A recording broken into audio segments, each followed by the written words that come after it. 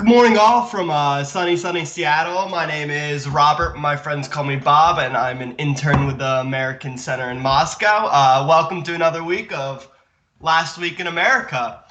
In case you didn't catch it last week, we talked about statehood, executive authority, and statues. It was pretty interesting. So please go ahead, check out the American Center Moscow page, like, comment, subscribe. I actively watch the comments to see if there's anything you guys also want to hear. So yeah, I hope you guys are doing well. Right now we have 16 watching. So good morning, please comment. I love talking to you guys, and yeah, I think it helps. It definitely helps learning and such, and answering any questions as long as they're appropriate. Just ask. Don't hesitate to answer. If you haven't noticed, if you were here last week, I was in a giant empty room, and I actually moved apartments. It looks like the same, but it's a little different. So that was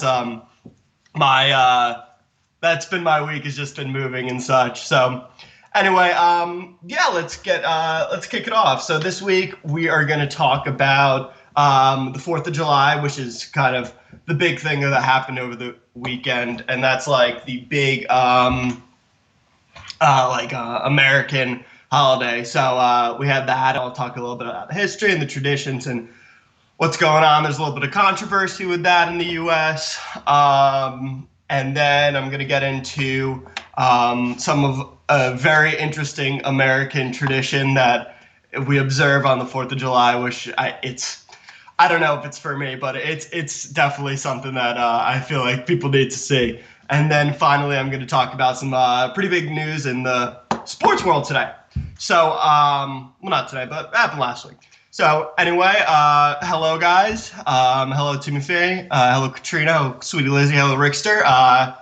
Yeah, so let's kick it off. And in case we have any new viewers, I'd like to go and talk a little bit about me. Go to the first slide. So my name is Robert, but my name is Bob. My friends call me Bob.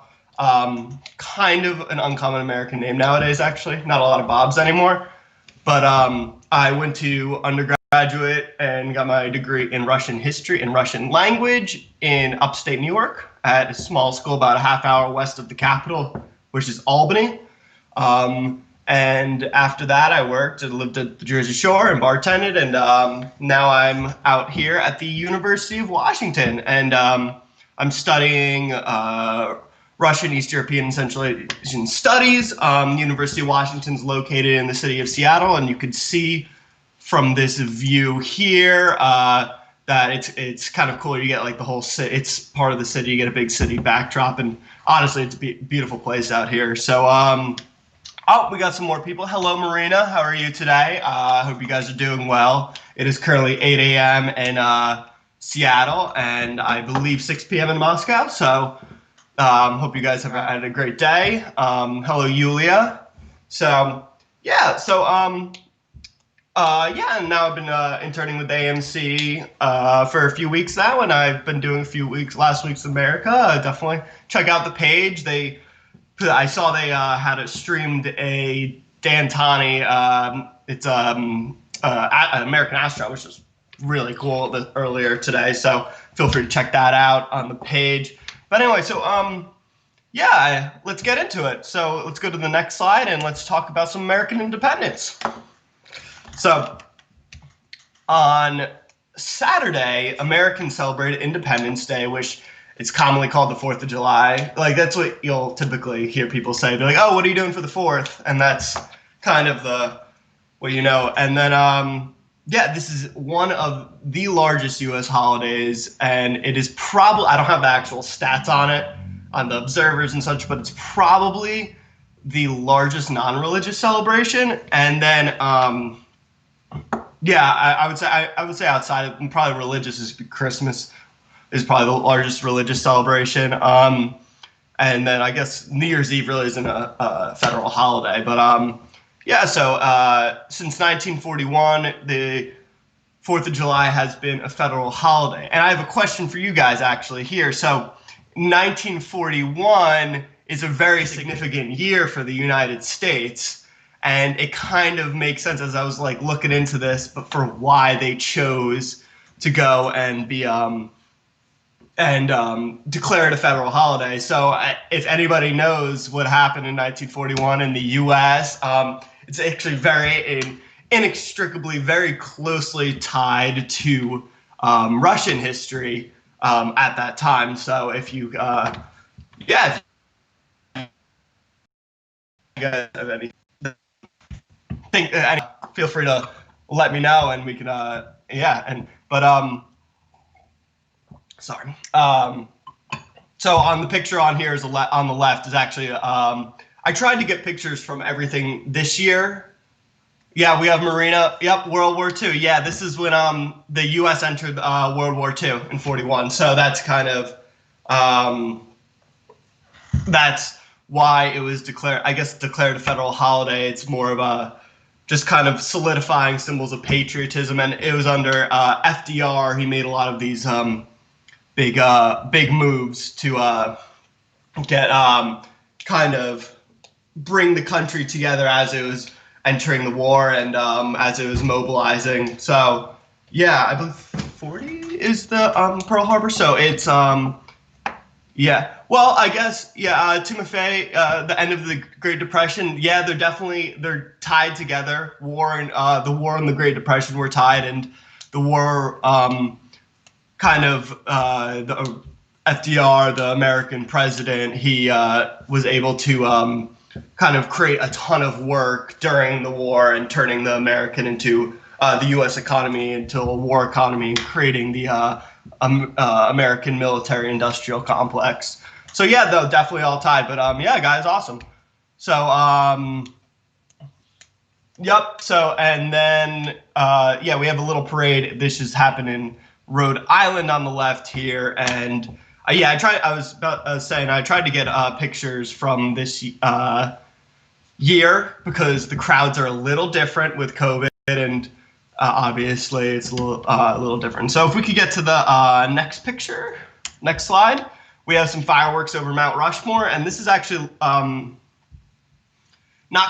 really a random picture of it of the 4th of July. So this year, South Dakota and Mount Rushmore, which is a national monument. It's the carving of 4 of presidents' heads: Washington, Lincoln, Jefferson, and Teddy, I believe.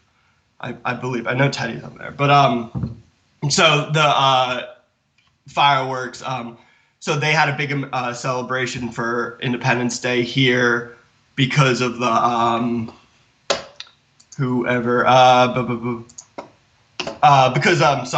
President Trump made a big speech in South Dakota at Mount Rushmore, actually, for Independence Day. And typically they do their speech at the big speeches in Washington, D.C., outside the White House. But I think kind of on the campaign trail and trying to muster up support for the election in November, President Trump has been out giving speeches and such. So if we can move to the next slide, we can actually see President Trump outside of Mount Rushmore. So yeah, and this happened obviously on the same day and such. So yeah, so that's kind of that was one of the big things that's happened on this 4th of July was the big speech. So and there's a lot of contention with COVID-19 and such and how that went. So if we yeah, Marina, yeah, Teddy Roosevelt. He was a president right after the Spanish-American War at the turn of the century prior to World War I. And he was actually a big World War I lobbyist.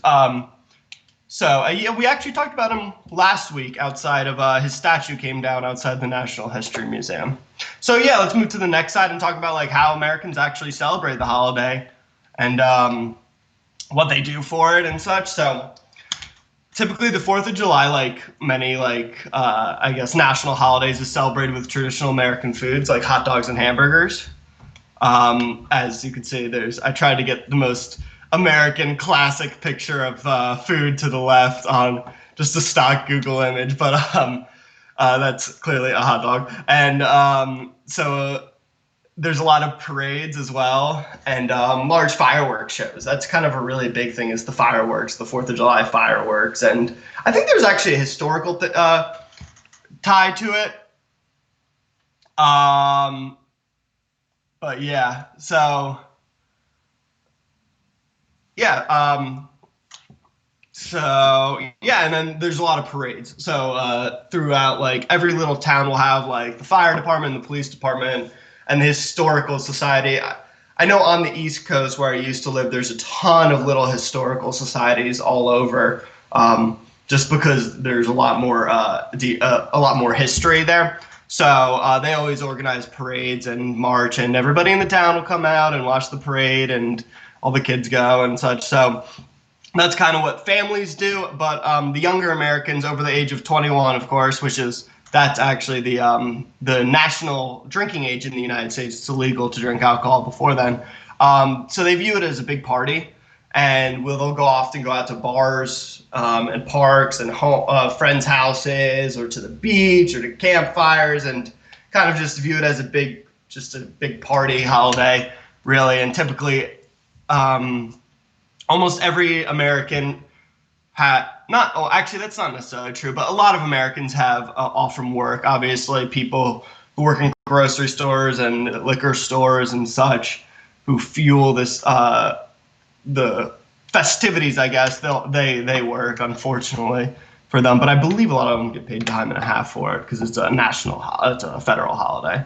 So other than that, many of Americans use the holiday to spend time with their families and friends, to celebrate the U.S. and military veterans. So that's kind of a really big thing, is celebrating the vets on the 4th of July, and kind of just ties together with veterans and Americanism. And so it's definitely one of the bigger ones with how it's celebrated and such. So yeah, if we could go to the next slide, we could see kind of a little cool smoke show that actually happened outside the White House this year, which is interesting. And I just wanted to share this with you guys, just because I thought it was a little different, and I actually really didn't see it before, or even really know it existed. So we have a question from Marina. What's the difference with Veterans Day then? So Veterans Day kind of purely celebrates veterans. This is really about the celebration of the victory of the Revolutionary War, and the independence of the United States. And it's really, this is celebrated much wider and larger than Veterans Day is, and this is one of the premier holiday in the United States for celebration and going out and doing stuff. So that's kind of the major difference. I mean, yeah, veterans are kind of just, they're celebrated as associated with, I guess, the victory of the Revolutionary War. It was a military victory, and just with being celebrated as being a big part of the United States. So it's kind of just a national consciousness thing, I would say, with how they celebrate it and such. So yeah, if we could go to the next slide, I want to just go over a brief history behind American independence. I don't know how much you guys know in Russia about American independence and what happened. Obviously, I feel like the line is that the United States came into existence after fighting the Revolutionary War with the British and such. We have a question from Sweetie Lizzie. Do people listen to or sing an anthem during this day? Yeah, a lot of people sing the Star Spangled Banner. I guess, yeah, you would sing it, and that'd be like during parades and such. People would be singing songs, or there'd kind of be more traditional American songs from the Revolutionary War times in the late 1700s, where it's like a lot of I guess Yankee Doodle and like those kind of folksy American songs. You'll see people sing or play on the on instruments in parades and such. So let's go over quickly I guess not really quickly. I want to kind of get into this a little bit. The history behind American independence. So on July 2nd, 1776, the 13 colonies, which were on the east coast of the United States, declared independence from Great Britain. So this is really interesting to note that this actually took place on July 2nd, and it was put, so they wrote it out and signed it on the 2nd, but then on the 4th, they waited till the 4th to adopt it. And I believe this was because it was a holiday weekend. Have as many people out as possible out of work to be able to, I guess, celebrate or be like, kind of even protest a little bit, because it was at the beginning of the war that this happened. So yeah, and there's actually a feud between John Adams and Thomas Jefferson, between where John Adams, the second U.S. president, he was one of the founding fathers, one of the guys who signed the Constitution. He wouldn't talk to Thomas Jefferson during this time, and he would go and celebrate Independence Day on the 2nd, like, alone, without anybody else. It's just kind of funny. I was reading that, I was like, oh wow, that's pretty interesting. But yeah, so definitely kind of interesting, but it's observed the 4th. So the push was for independence was due to high taxation without any political representation and diverging economic interests between the crown and the colonies. And then we have a comment here from Timofey. I heard that England wasn't caring about any politics or life in the colonies for over 100 years, and then finally England wanted to get taxes from the trade. Does that make any sense? Yeah, so we in the United States, we call it the French and Indian War, which we probably won't call it anymore because it's not really a very appropriate name to use the word Indian to talk about Native Americans. It's pretty inappropriate. So we call it the French and Indian War. But everybody else in the world calls it the 7-Year War, and I believe Russia was involved. And that was between France and Great Britain as the two primary people, like nations, I guess kingdoms at that point, going to war with each other over territorial possessions in Europe. I believe it was over Belgium, but in Calais. But some people, I've actually read some books on how people go into how that was the first real global war that happened, because it happened in India. There was fighting in India between French and British troops, and obviously there are client states there. It happened all over Europe with Prussia, with modern day Germany, and in the Americas there was a lot of fighting, and in the Caribbean between the Americans and between the British and the French. So actually George Washington started the founder of the United States, and like the first president, he started his military career actually fighting in the 7-Year War for the British Empire.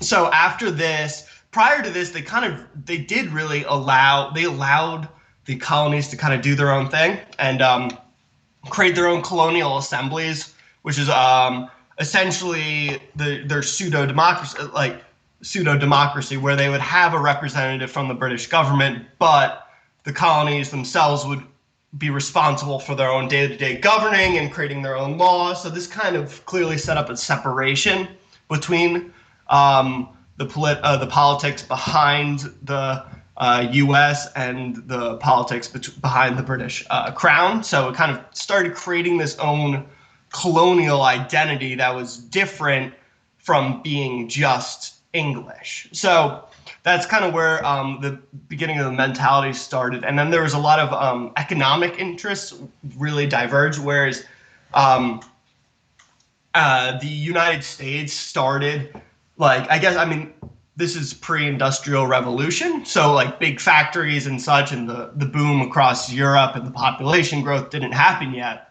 But there was a lot of earlier factories, especially rum. That was a really big industry in the United States, in the Northeast, where they would take sugar from the plantations in the Caribbean and it would be shipped up to Americas to create rum, and then that would be exported out to Europe. So there was kind of creation of their this own microeconomy within the United States, future United States itself.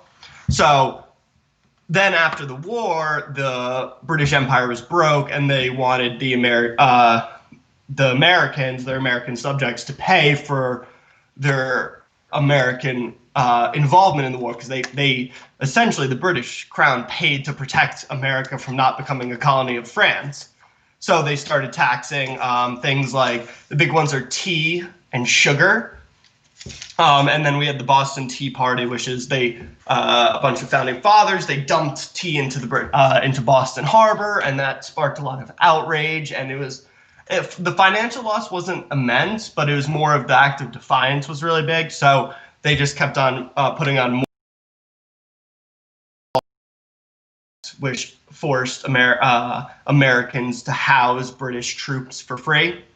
And that was really the Townshend Acts, which kind of stifled a lot of liberties that the Americans had. So yeah, great question, Timothy. That was probably totally long-winded answer for it, and that's just my history, my love for history coming out. But so let's kind of continue with that. So a group of the wealthiest British subjects living in 13 colonies known as the Founding Fathers met to discuss independence at the Continental Congress. This happened in Philadelphia, which was actually the first capital of the United States. So this group included George Washington, John Adams, and Thomas Jefferson, who were the first 3 presidents of the U.S. So it's definitely important to keep in mind that these were like the wealthiest people in the country at this time. And I think it's a little understated, actually, even in American education, how influential these people were, like financially, where George Washington had massive plantations. Thomas Jefferson had huge plantations at Monticello in Virginia, and George Washington was from Virginia as well. So these guys were wealthy white elites, and they were really the drivers of political, like the American Revolution and independence. So yeah, definitely important to keep in mind when you're thinking about this and the creation of the Constitution and such. These guys weren't the most inclusive lot when the Constitution was first written. So let's move to the next slide, slide 9. And we have a picture here. I believe this actually was painted in the 40s. This is the signing of the Declaration of Independence. And I think obviously it's a little dramatized and probably not as super historically accurate, because it was painted over 100 years later. But we have George Washington is the man standing in the middle. And then in the foreground, we have Benjamin Franklin, and he was a really big player. He was kind of the American gentleman, I guess you would call him. Or I guess, yeah, he was like the American gentleman. And during this time, he was actually in England negotiating with the king, I guess not really the king directly, but the parliament in England for the cause of independence for Americans. So yeah, let's go to the next slide, and we can talk quickly about independence and revolution. So prior to the Declaration,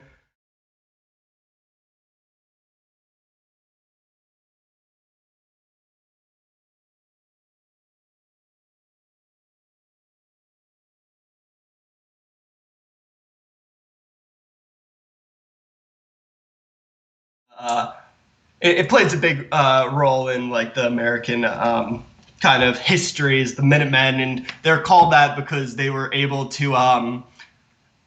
It's said that they were called Minutemen because they were able to kind of get ready at a minute's notice to go fight the British. So these are all local militias from towns, and they're state militias technically. So these guys were the from the state militia of Massachusetts. So there was some fighting in the towns of Lexington and Concord in Massachusetts, where the British came, and the British won, and they pushed them back. And this was kind of like the first shot the shot heard around the world and was apparently in Lexington. And this was the start of the revolution. So after this happened, the Declaration was drafted by Thomas Jefferson and signed, officially starting the revolution. And then George Washington was chosen as overall commander and general of the American forces, and he formed the Continental Army, which fought a non-traditional war against the British Army. So this didn't have any really semblance of, I mean, they started at first where they tried to keep like the European gentlemanly war going, where where the generals would exchange sabers and stuff. They started to do that, but the Americans realized that the British Army was the best army in the world at this time, and they were getting they were getting beaten pretty badly. So they started taking, and it's kind of ironic, but they started taking and using non-traditional tactics against the British Army. Like they would have a lot of, they use a lot of snipers and such, and would actually aim for British like officers, which was kind of very, very frowned upon in the European war, whereas obviously they were sitting on back. The officers were. So it was actually pretty controversial, and that's they found a ton of success. It's kind of, they were fighting a guerrilla war for a while. So and these numbers were minor, where you would have like 2,000 against 3,000 people. It's nothing like the Napoleonic Wars or anything that Europe would see for being able, just the Americans, there just weren't enough people that lived in America to be able to have that to bring the numbers. And the British, they were sending troops from across the world to go and fight this. So the numbers weren't high. So we're not large in any way. So after constant setbacks and defeats, the U.S. Army and its French allies won a decisive victory at Yorktown in Virginia. This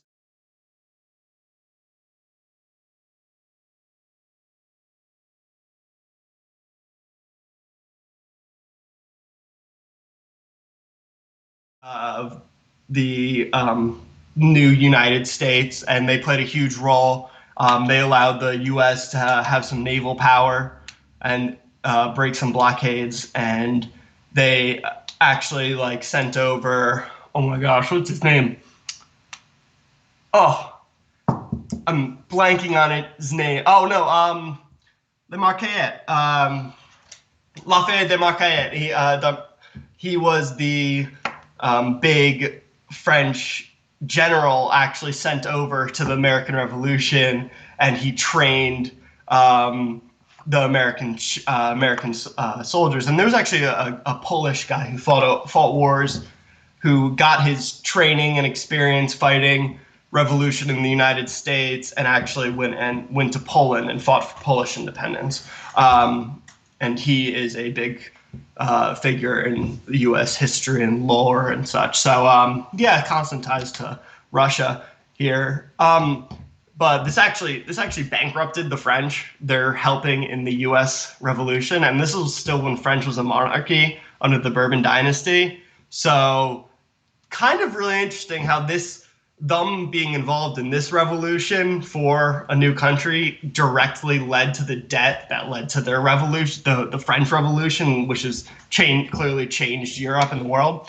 So anyway, yeah, that's enough of my rambling, I guess, on that. So let's move to the next slide, slide 11, which is this is a very famous painting of George Washington crossing the Delaware, which is him going over from Pennsylvania across the Delaware River into New Jersey, which are these two states on the Northeast. And this happened on Christmas Eve, and he was able to ambush and defeat a big Hessian force, which were German mercenaries from Hesse that were hired out by the British to fight the war. So he was able to go make a sneak attack overnight. And this is a huge famous picture in the Met. And I went and seen it. It's really beautiful.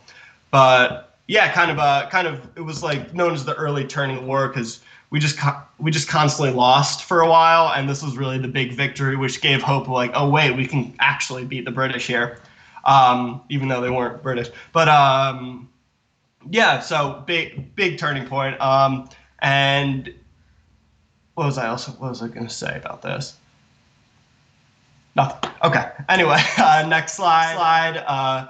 We have this is the Battle of Yorktown. This is a painting. It's called Surrender of Cornwallis at Yorktown, and you see George Washington's in the background here, and you see the British surrendering to the United States, which is leading to this was the last battle of the war and led to ultimate American independence, which happened on the 4th of July. So this didn't happen, but the signing of the Declaration happened on the 4th of July. So that kind of ties it back. So I want to go in and talk a little bit about the 4th of July and miss COVID-19.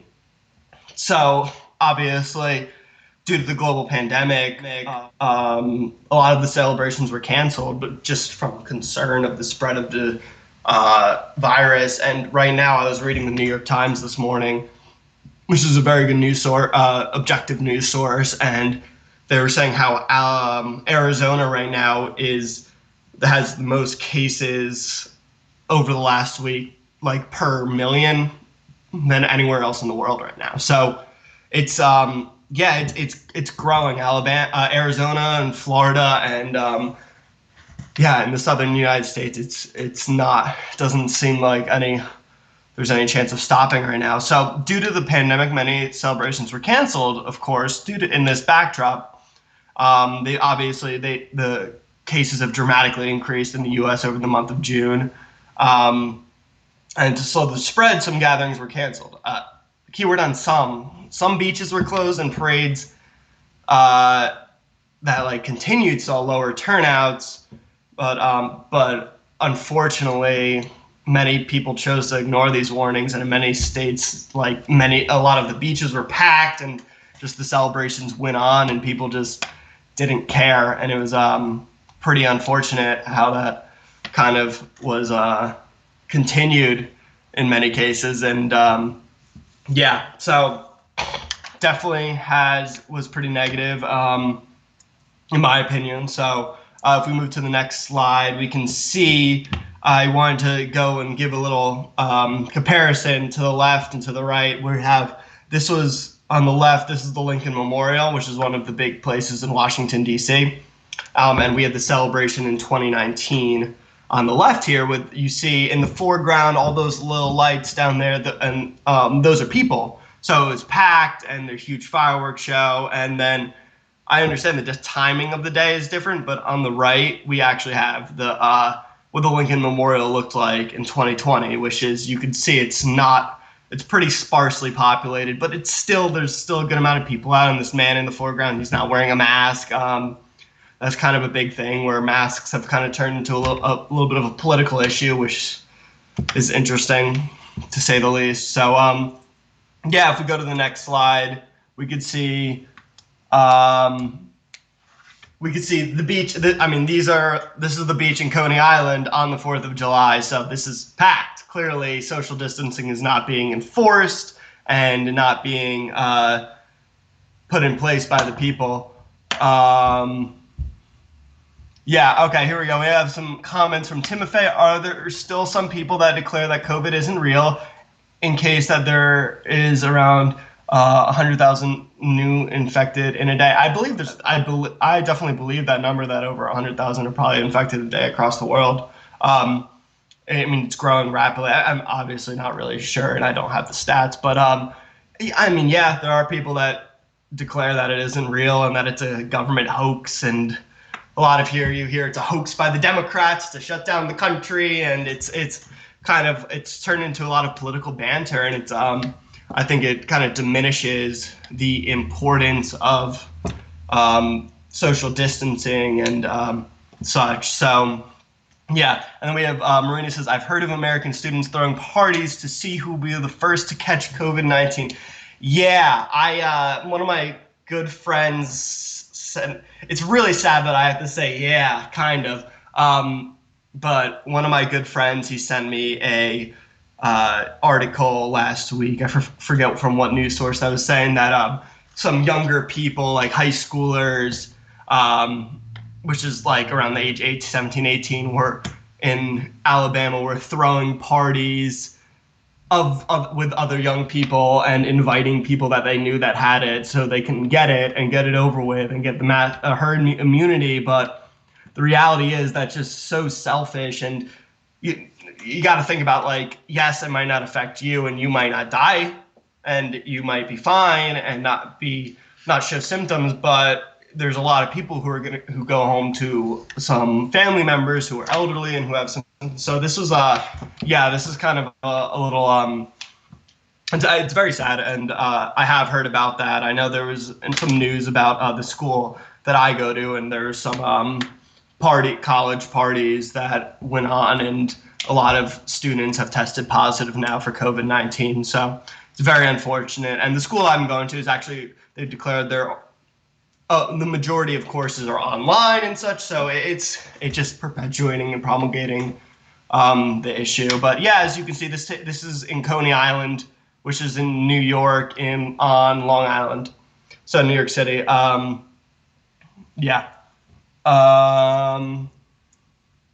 And then I want to go to the next slide because we can see the opposite side of the spectrum. So on the past slide, we saw Coney Island, how that was packed with people, but here we see that this is Los Angeles, LA, and the beaches are completely closed. So we kind of see the difference between that, but I wouldn't take this image to really show the whole picture of what it's like in LA. I know that California has had its fair share of difficulties with showing with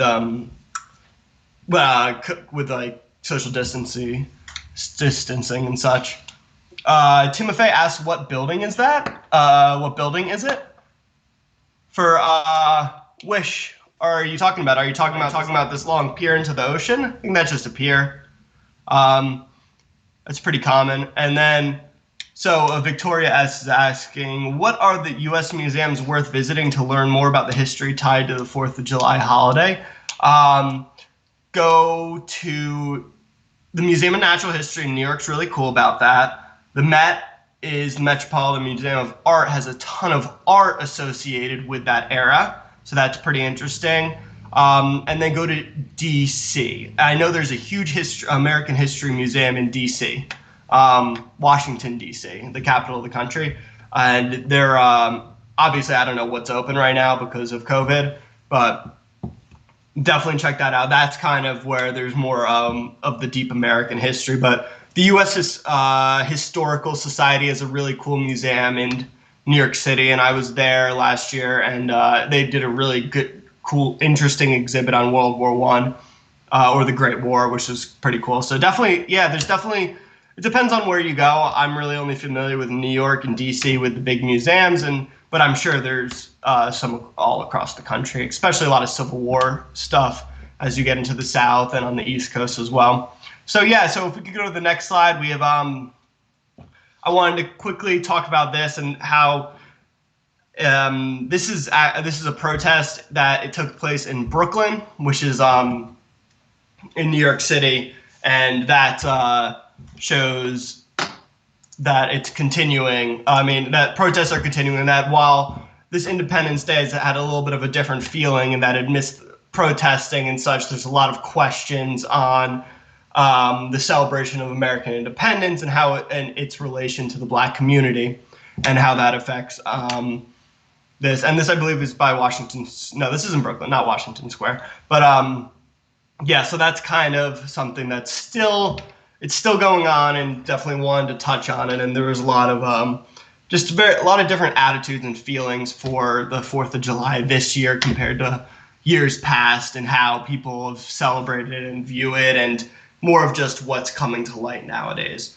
So yeah, so if we go to the next slide, I want to get into our first discussion. I know I've probably rambled on for like 40 minutes now already, so hopefully we get some good insight into this one. So why do you think many Americans choose not to follow warnings against celebrating in large groups? I'm talking about like warnings from COVID-19 and such. And then are there any Russian holidays that are celebrated similarly to the 4th of July? So I'm not really familiar with the Russian holidays. I mean, I know them, but I don't know how they're really celebrated. But so like the 4th of July would be like traditional food and fireworks and celebrating veterans and kind of the founding of the country.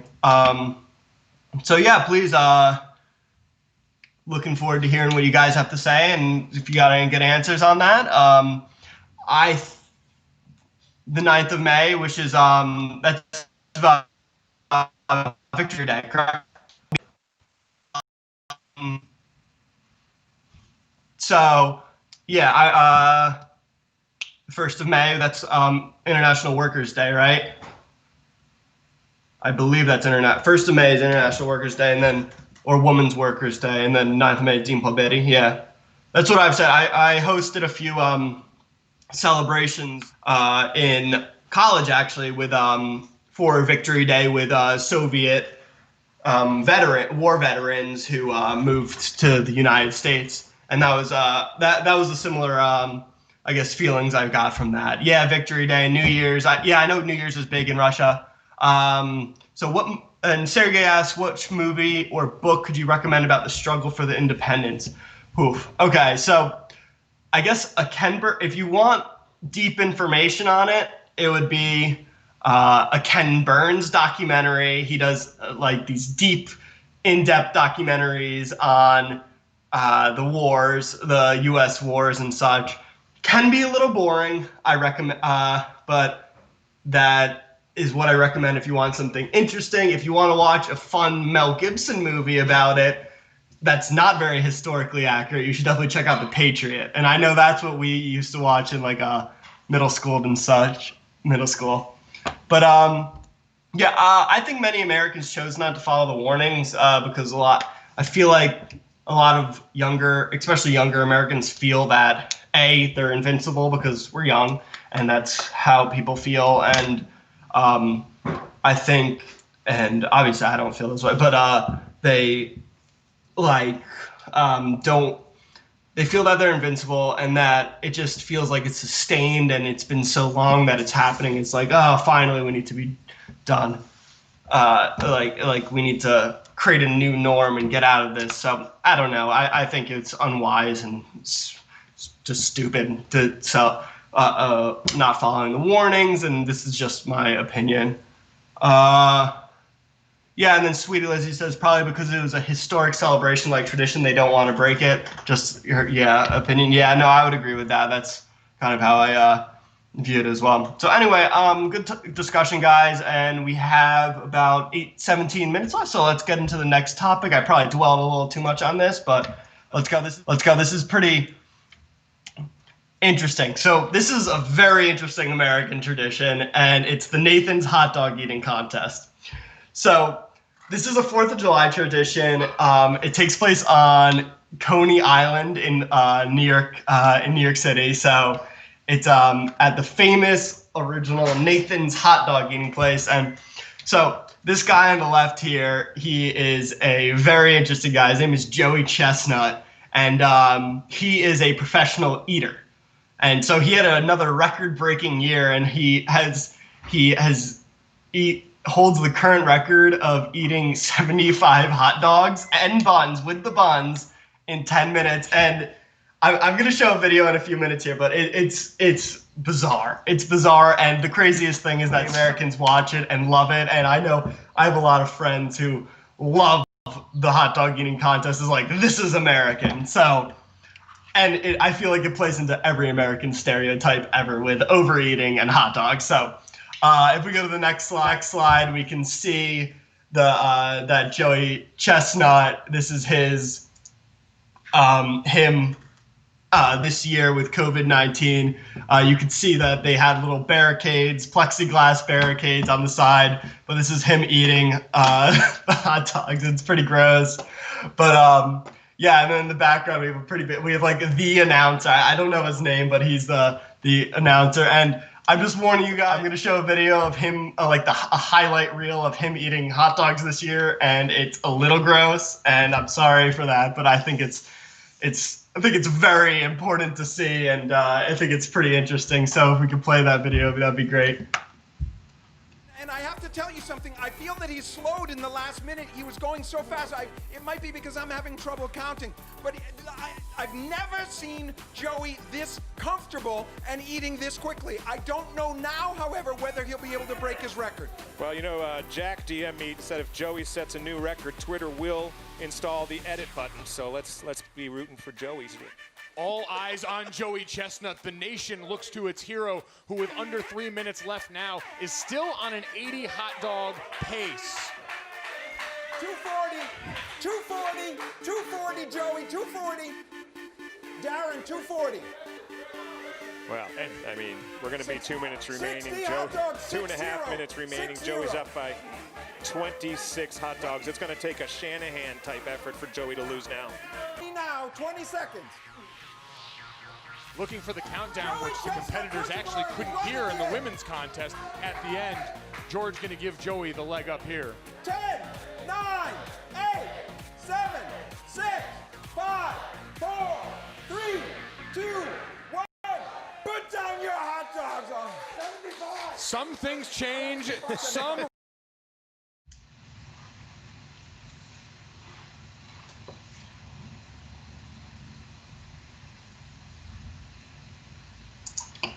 Yeah, so that is the Nathan's hot dog eating contest, and that was televised on ESPN, which is like the biggest sports like broadcasting thing. So yeah, absolutely disgusting. I don't get it. Wow, yeah, no, your reaction, I'm sorry I for showing you guys that. It was it's bizarre, and it's just such an absurd American description. Yeah, Marina is trying to convince us that. No, and the crazy thing, and I was listening to a little podcast on like what he does afterwards, and he doesn't like, he's able to keep it all down. He just goes out and parties. It's crazy. So let's move into the discussion for this. So do you guys consider competitive eating a real sport? And then what do you think about competitive eating? Are there competitive eating competitions in Russia? Yeah, well, you guys answer that. I guess I'll go into it. And I don't really consider it a real sport. I mean, it's competitive. But like, it's insane. How do they do that? So there's this guy named Kobayashi, and he was the big like innovator in quotes. I guess you really couldn't call it that. In 2008 with the hot dog eating contest, he was really the first guy to break 50 hot dogs in 10 minutes, which is insane. And yeah, and then in 2008 he lost to Joey Chestnut, and Joey Chestnut has just every single year he breaks his own record. It's insane. It's insane. So yeah, Marine said, yeah, sometimes people do compete in eating, but I've never seen it televised. Yeah, no, it's weird. It's definitely a big it's such an interesting thing that's televised and such. Yeah. Is it just practice? I don't know. I don't know how they do it. It's insane. I watched like his press interview afterwards, and he was like, "Oh yeah, the hot dogs were cooked well this year." And I'm like thinking, like at this point, it's like, at what point are you still tasting them? I mean, it's 75 hot dogs. So I mean, anyway, yeah. So I just wanted to go a little into that. Insane, and I thought you guys would get a kick out of it, and it's definitely one of the weird American traditions, in my opinion, that we continue to do. But some people swear by it, and some people love it. So anyway, let's keep the conversation rolling, and if we go to the next slide, we could talk about. I know I've been doing like statues and name changing, but this is kind of something that's continued to happen. So an NFL team is changing its name, and well, maybe. So the Washington Redskins are a professional football team Yeah. Oh, Victoria asked, did he win any prizes? Yeah, he won a ton of money. And so he does like a lot of other than just hot dog eating contests. He'll go on St. Patrick's Day, he'll do like a corned beef and cabbage eating contest and stuff. I listened to a podcast about it once, and it's like a whole entire world of like professional eatings and like eating, and it's like around the world. Japan, it's pretty big too, and that's where you see a lot of the competition in the U.S. and Japan over competitive eating. So very interesting. So to kind of conclude on a more serious note, we have so the Washington Redskins. They're a professional football team, and I wanted to pick this story because it's kind of close to my heart because I'm a huge football fan. And so clearly their name has a lot of negative connotation to it, and is flat out it's racist. So after a decade of criticism, they're considering changing their name, and it's taken a while, and people have constantly kind of talked about how bad it is and how they need to change. But they've always said that, like, oh, the name on and the logo, they honor the tradition of the franchise and the football and our victories and such. But this year it's different. So this year they're facing heavy pressure from the two biggest sponsors, which is Nike. And I know that Nike is pulling all merchandise unless they change their name, which is good, because we kind of see some big business pressure to change this. This is something that's a long time coming. And and then FedEx Field, which is the place where they play, they're looking to change. They're pulling a lot of funding. So I think after this kind of pressure, we'll see a name change, and the Washington to be determined right now. So we'll see. But anyway, if we go to the next slide, here's another picture of a helmet with a logo on it, just to see that it is portrayed very predominantly. I just threw that pen, but all across the franchise. So yeah, it's. I think people are. I think it's about time, and we'll see that. So if we go to the next slide, we could see that there's been name changes. We went to and talked about this last week with the Historical Society taking down Teddy's statue, and the Princeton University changing the name of their School of International Diplomacy from Woodrow Wilson. But in the sports, we see mascots are changing. So the University of North Dakota, I know, was one of the big ones because I'm also a hockey guy, and they're a very good hockey school. So they changed from the Fighting Sioux to the Fighting Hawks. So we see a lot of Native American names are being stripped from the teams in respect, and the local, the tribes and the local nations, they don't like having their names associated with something, and it kind of, it's kind of like, it's going to be offensive to the tradition and such. So I think that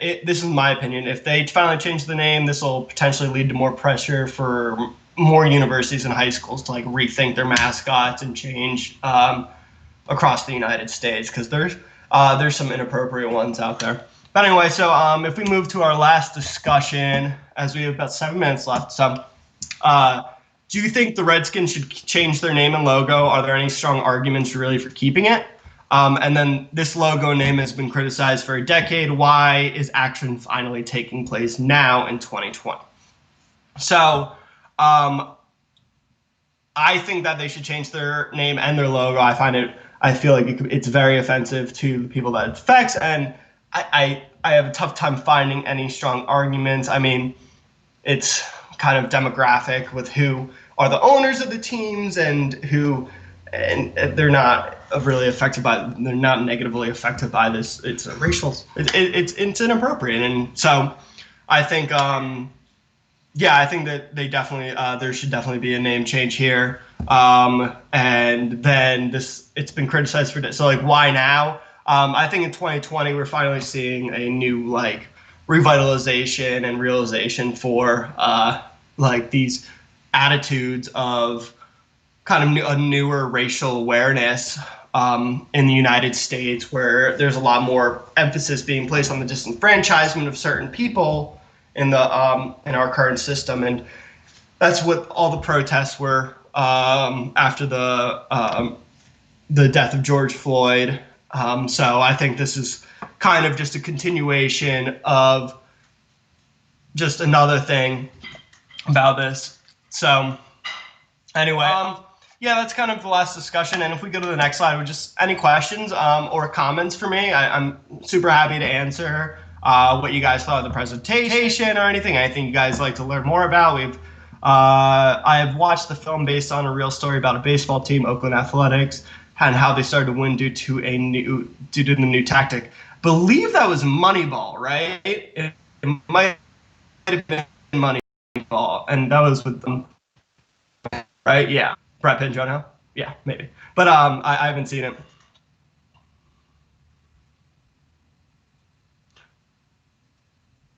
I think the tolerance there is getting over all the normal thing. Don't you think so?